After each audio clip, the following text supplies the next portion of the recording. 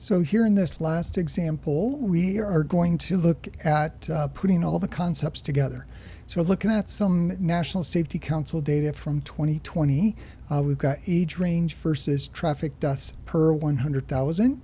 The age range, that's going to be our X, and deaths per 100,000 is going to be our Y, our dependent. For each age group, though, we're going to use the midpoint so that we've got one X value. So the midpoint of 25 up to and not including 35 is going to be 30.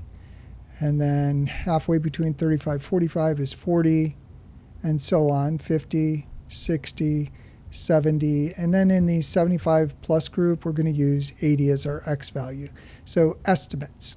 So now we've got X versus Y points. We first want to do a scatter plot of the data using age as the X and deaths as the Y. So I've already put that data into the editor, stat editor, X and Y. So we can look at the graph here, making sure that if you do second Y equal, you can see stat plot is on. So look at the graph, go to zoom, and then do number 9, zoom stat. So there's our scatter plot. This data doesn't have a real nice linear pattern. It looks almost like it's wanting to be bell-shaped here. But we will go ahead and see what we get out of here. So there's our scatter plot. Let's go ahead and grab that and put it into our document. Okay, so there's our scatter plot. Calculate our least squares line. Y hat is a plus bx. So back to the calculator, we're going to go to stat, tests, and then to F, which is LinReg t-test. List 1, list 2 is our X and Y. Let's do a not equal test, so equal, not equal, two-tailed. And we'll go ahead and calculate. And so there is our data. Let's grab that and put it into the document.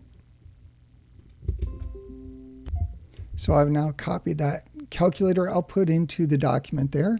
So then our least squares line here is going to be Y hat equals our A is 6415.9.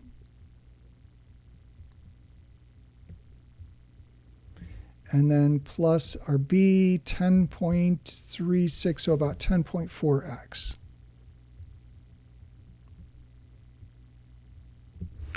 And now we're going to state and interpret the slope of the least squares line. So our slope is B, which is 10.4. Or if you want, that's 10.4 divided by 1. And remember, that is the rate of change of the dependent with respect to the independent. So this is going to be change in deaths per 100,000. Per 1 year, because that's age range. So there are 10.4 more deaths per 100,000 for every additional year. So that's how we would interpret that. Find correlation coefficient and determine if it's significant. So the correlation coefficient right there, 0.037, so approximately 0.04. So R is about 0.04 to 2 decimal places. That's pretty close to 0, so we want to check and see, is it significant? So we're going to check our p-value here. P is 0.9437, which is definitely greater than 0.05. So P equals 0.94, which is greater than 0.05, which is not significant.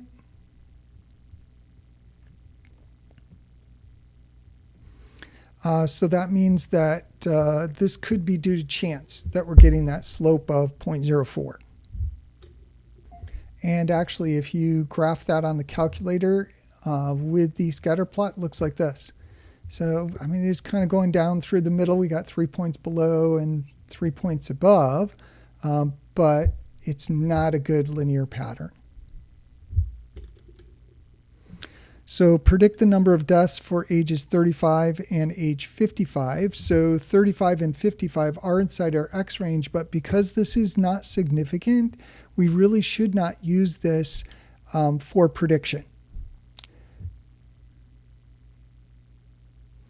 So if we had p less than 0.05, then we would take the 35 and take the 55 and then plug them in here for x. So as long as they're inside our range of 30 to 80, which they are. So this one we can't make predictions. So we can't here because p is greater than 0.05. It's not significant. Part F, based on the data, is there a linear relationship between age and driver fatality rate in the population? And that would be a no. Remember that our H0 here is that rho, the population slope, is equal to 0. And HA is going to be that the population slope of regression is not equal to 0. And we got 0.94 greater than 0.05, so we do not reject. So we're going to conclude that H0 is true, P equals 0 in this case.